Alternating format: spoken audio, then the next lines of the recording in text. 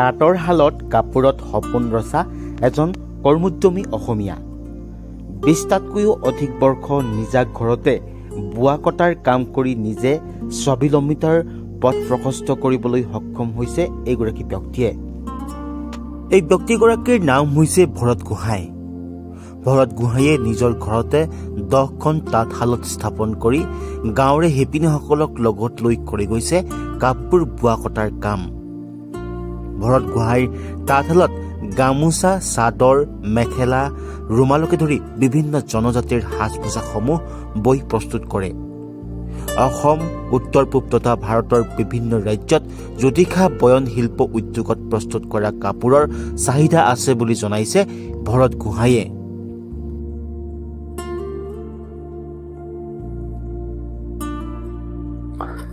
নমস্কাৰ, মোৰ নাম ভৰত গোহাঁই। চামনি গাঁৱত বাস কৰোঁ। ডিব্ৰুগড় জিলাৰ ৰহমৰীয়া পঞ্চায়তৰ অন্তৰ্গত হয়। মই এই উদ্যোগটো 1999 চনত আৰম্ভ কৰিছিলোঁ। যিহেতু আমি পূৰ্বপুৰুষৰ পৰা আমাৰ মুগা পলু পালন আছিলে, এৰী পলু পালন আছিলে, সেই সূত্ৰে মা দেউতা আৰু নিজৰ পৰিয়ালৰ সহযোগত এই উদ্যোগটো স্থাপন কৰিছিলোঁ। বোৱা কটাৰ উপৰিও মই মৌ পালন কৰোঁ আৰু ধান খেতি কৰোঁ। আমাৰ এখন সৰু অৰ্কিডৰ নাৰ্চাৰী আছে আৰু বিভিন্ন ঠাইত মই ট্ৰেইনিং দিওঁ। অসম চৰকাৰৰ আৰু বিভিন্ন NGOৰ যোগেদি আজি 20 বছৰ ধৰি বিভিন্ন ঠাইত প্ৰশিক্ষণ দি আছোঁ। এইটো বয়ন শিল্প আৰু মৌ পালনৰ প্ৰশিক্ষণ দিওঁ। প্ৰথম অৱস্থাত মই পাট মুগা সকলোখিনি কৰিছিলোঁ। যিহেতু উজনি অসমত আমাৰ পাকৈত শিপিনীৰ অলপ নাটনি, গতিকে পাট মুগাৰ পৰিৱৰ্তে এতিয়া কটন বা চিন্থেটিক গামোচা, আমাৰ পৰম্পৰাগত মেখেলা চাদৰ, এইবিলাক কাপোৰ বৈ আছোঁ। হয়, আমি বিশেষকৈ এক্সপ'বিলাকত যাওঁ।